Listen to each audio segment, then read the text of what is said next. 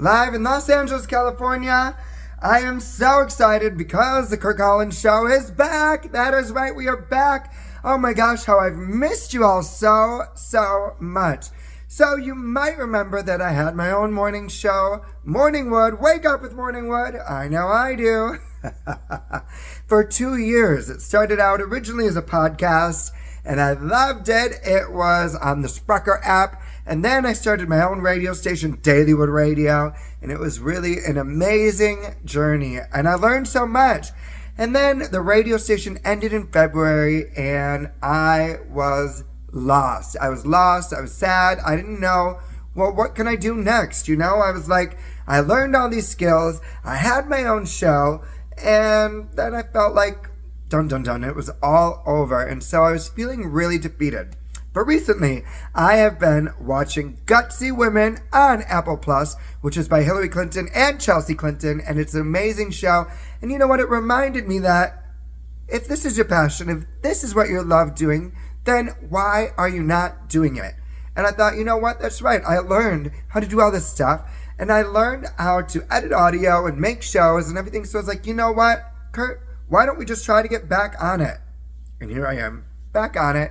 And so the Curt Collins Show is back, and I'm really excited because I'm going to work really hard to have guests, make video podcasts, right? And just fun little clips online that I post, and let's just see where we go, right? Let's just see what this morphs into as my new journey begins. So I'm excited to be back, and let's just go. Today is Mental Tuesday. And you know, if you know me, you know mental health is really important. Lately, I've been struggling with it. I still have anxiety, which is like craziness. Because if you knew me prior to 2020, I didn't have anxiety. And, those were the days, right? Those were the days.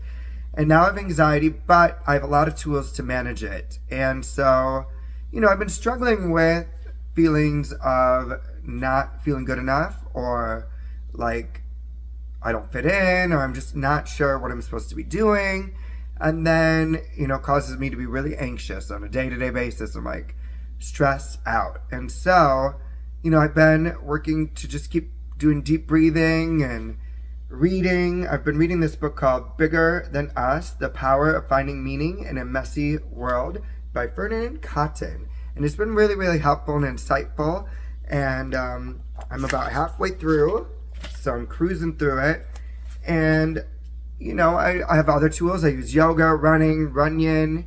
I love to go hiking. So hiking has been my biggest outlet, and I think being in nature, being able to listen to my music or whatever it is, just to decompress for an hour where you're like, okay, I'm out in the sun and I'm sweating and I'm just gonna give it my all, right? And so it helps take my mind off things, and I practice mindfulness when I am at Runyon, and I practice what it feels like. What does it feel like when I'm stepping here, or when I'm looking around and I'm looking at each branch and I'm evaluating it, and just notice all the little things that you don't really pay attention to on a daily basis. So I find that helps slow things down for me and kind of bring me back to center, and it's been really, really helpful. Demi Lovato has a song called 29 that came out, and it threw me for a loop.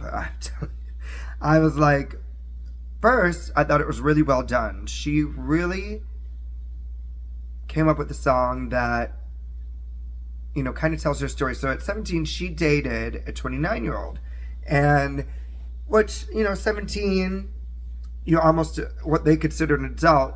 But I think it's funny because I never thought people just at 18 magically turn into an adult, right? You legally are, but like for myself, I don't think I really matured until I was about 20, 21, and then even that might be questionable, right? I'm still learning, maturing as we speak, and I'm in my mid-30s.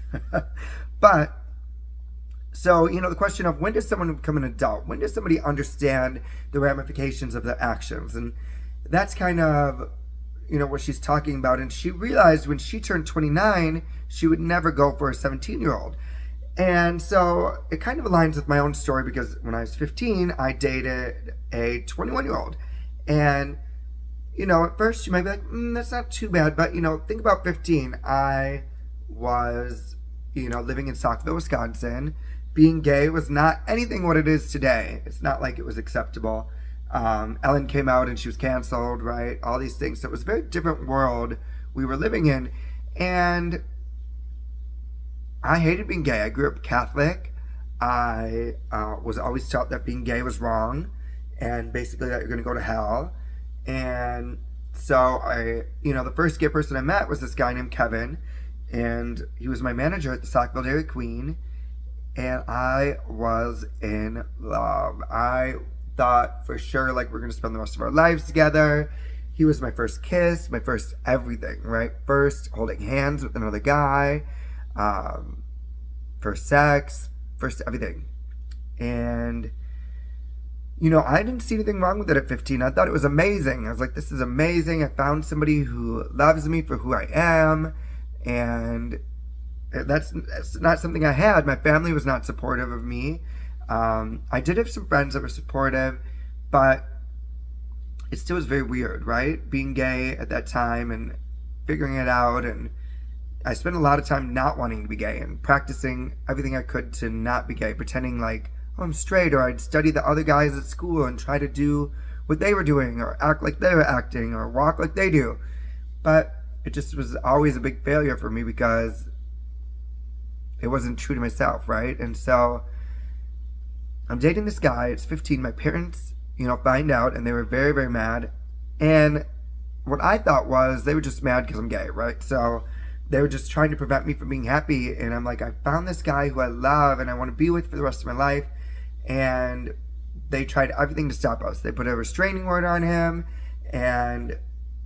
But whatever they did, it didn't matter because I still would sneak out of school and I'd go see him.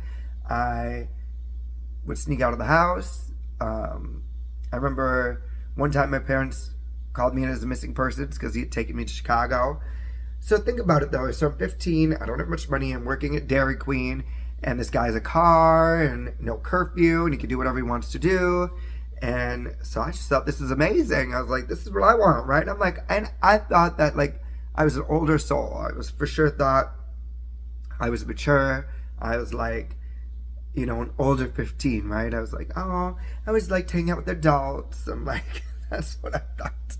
But looking back, I had no idea about anything in the world. And I was definitely not mature. I was, from a small town who never left and had very little life experience, and I had a lot of issues to deal with religion. I had a lot of issues to deal with how my family treated me, and I had a lot of issues how I perceived myself. And so it just was a mess, honestly. So we dated from 15 to 18. We broke up. We were engaged at one point, actually. And the problem came when I turned 21 and I realized I would never date a 15-year-old, right? Like, what? Okay, what world would I date a 15-year-old?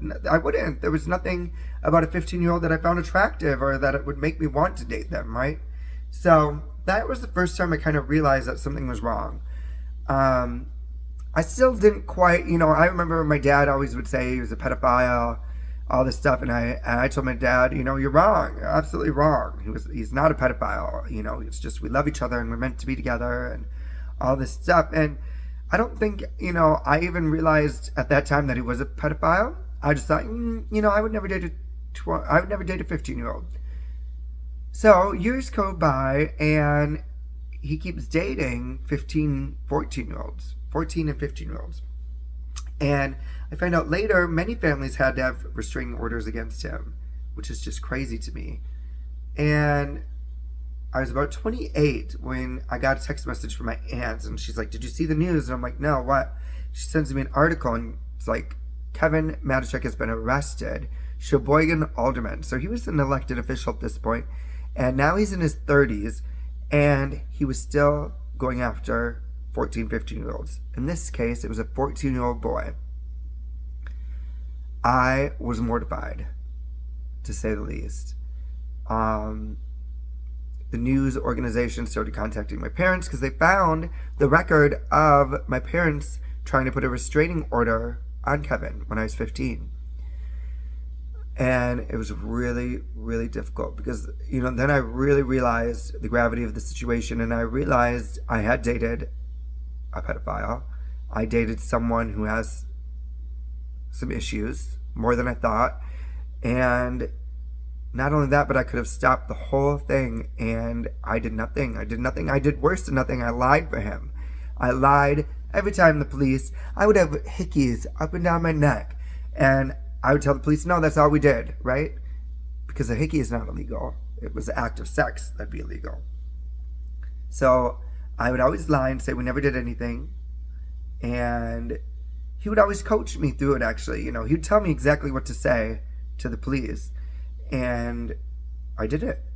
So basically, I carried around a lot of guilt because I realized, I could have stopped this guy years and years ago, but instead I kind of aided and abetted him, right? I allowed it to go on because I wasn't really strong enough to see how wrong the situation was. And it's still really hard for me today. The other day I was sitting at a salon getting my hair done, and the song Hero by Enrique Iglesias comes on, and I just start crying while this lady's doing my hair. And then I was really embarrassed because I'm like, I should not be crying. There's so many emotions that come with it because that was our song. And I really believed at that time that he was my hero. He came along when I needed someone to the most, and he loved me in a way that my parents weren't able to. It was wrong, that's for sure, but at the time, to me, it was the greatest love I could have ever experienced and felt. So, that song is really hard for me because I could still remember him whispering it to me and me believing that he was actually my hero. Isn't that crazy? So I think this leads us into our next, what I want to talk about with Britney Spears, because Britney Spears posted this terrible thing on her Instagram yesterday saying, I found there was only one way to look thin: hang out with fat people. She goes on to say, I wish I could have chosen the nannies for my children, my dancers. If I had Christina Aguilera's dancers, I would have looked extremely small. Why not talk about it? Don't you think my confidence would have been a bit better if I could choose where I lived, ate, whom I called on the phone, dated, and who was on stage with me? It's hard sometimes now I see how much of my womanhood was stripped away at that time, and every person sat back and didn't say a thing. Anyways, I'll be here talking about things people never talk about. So, Britney is making a valid point. Of course, you would have more confidence if you were able to have a say in your life and your body and your money. That is given. But because of all those things happening to you does not give you a right to go and fat shame people, to be rude to Christina Aguilera and her dancers, and I think it shows that you really still have a lot of healing to do on your own from all the trauma, which is okay, because everyone heals from trauma in different ways. But I feel like somebody like you, Britney Spears, who's so positive, and your music brings such love and happiness into everyone's lives, for you to make this post that's so negative and mean to other people is not helpful. I think your point is valid. Of course, you should have had the rights over what you ate, who you called, who your kids' nannies were, what you did with your money, what you did with your time, who was on stage with you. All that is valid. But you lost me when you're fat shaming people, and then you bring Christina Aguilera's dancers in and fat shame them and Christina Aguilera. And I think it was really, really rude, really wrong, and sad. Really sad. And I love you, Britney. I really love you a lot, but this is hard. This one is really, really, crossing the line. And, they say hurt people. And so I think that's kind of where we're at. But I just hope you see the negativity you brought with this post and think about it. Your point is valid, but the way you're going about it is not right. It's really hurtful, I think. It's really, really sad. So, what else is going on in the world? Melanie C has a new book coming out here in America. It's called The Sporty One. And I'm so excited and sad at the same time because she's coming to America at the same time that I'm going to Greece. What are the chances? Honestly, what are the chances? I'm like, how are we role reversing? She's coming from Europe. I'm going to Europe. She's going to be in LA, and I'm really sad. I'm like, no.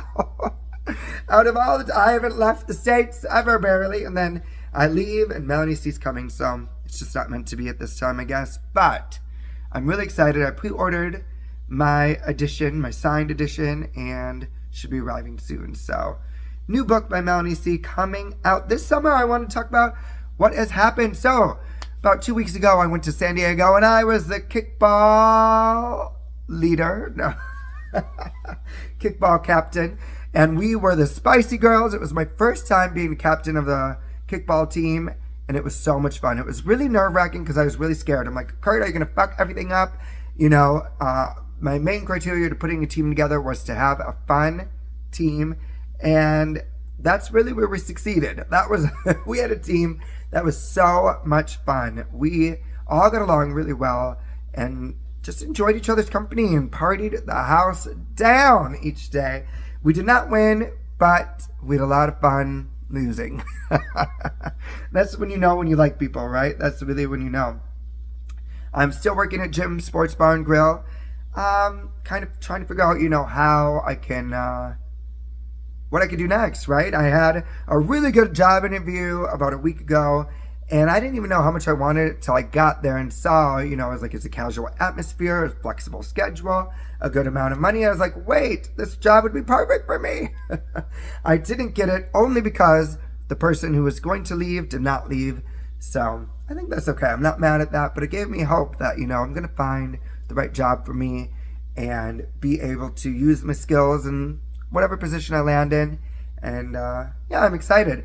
I did get another job downtown LA, and then it was crazy. They were not going to pay me very well. There was no flexibility. And then on top of it, I found out the owner of the company was one of Trump's best friends. I was like, no, absolutely not. This is where I draw the line. And so I did not take the job. But it did boost my confidence because, I mean, literally probably about 10 minutes after my second interview, maybe my third interview, I don't even know, they messaged me and they're like, you know, we want to extend you an offer. So, you know, it was a good confidence boosting experience, knowing that I still have the skills to get a job and people, you know, still want me to work for them. So that was pretty great. And politics coming up, we have the midterm election. Whew, I talked to one of my friends recently, and she didn't even realize that midterms were around the corner. When I was like, oh, are you ready for the election? She was like, oh, is Joe Biden already up for... I was like, no! I was like, the midterms. So this is something we all need to be, you know, thinking about, talking about, and making sure we're all registered to vote. We know who our representatives are. So what is important on the midterms? It is keeping the House of Representatives. The House of Representatives, we have to vote for every 2 years. Every 2 years. And historically, the turnout is not there on a non-presidential election year, right?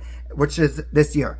So we need to turn that around. We need everyone to vote. We need everyone to be registered to vote. We need to know everyone to know what is going on. It is of the utmost importance that we keep the House of Representatives in the Democratic control. Because if we do not, Kevin McCarthy, who is crazy as hell, Marjorie Taylor Greene, all these crazy people are going to have their voices amplified to another level. And beyond that, we're not going to be able to get anything else done on President Joe Biden's agenda. And so that's unacceptable because we have a lot at stake. Roe versus Wade. We need to codify it.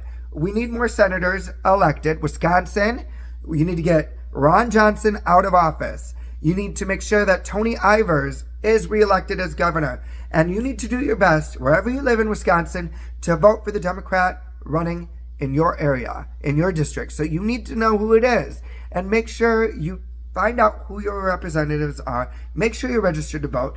And vote.org is a really good resource that will help you know, like, where to vote, when to vote, who to vote for, right? Like, it will let you look up who's on the ballot and all that. So, vote.org, make sure you take some time to just check it out, and make sure you talk about it with your friends. Hey, are you ready for the midterms? Simple as that.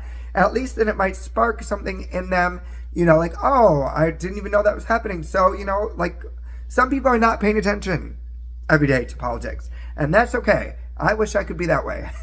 But we need those people still, and we need you to pay attention because what is at stake is so important.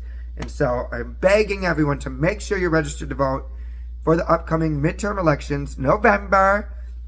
But you need to make sure you're registered now because a lot of states do not allow same-day registration and all that. So make sure your registration is up to date. Vote.org has all the information. And then take some time to get educated. Know who your representatives are. Know who's running for office in your district. And make sure your views align with theirs and that you're voting for a candidate who is going to help hopefully bring America forward into a better position as we go into 2023, right? Amen. Amen.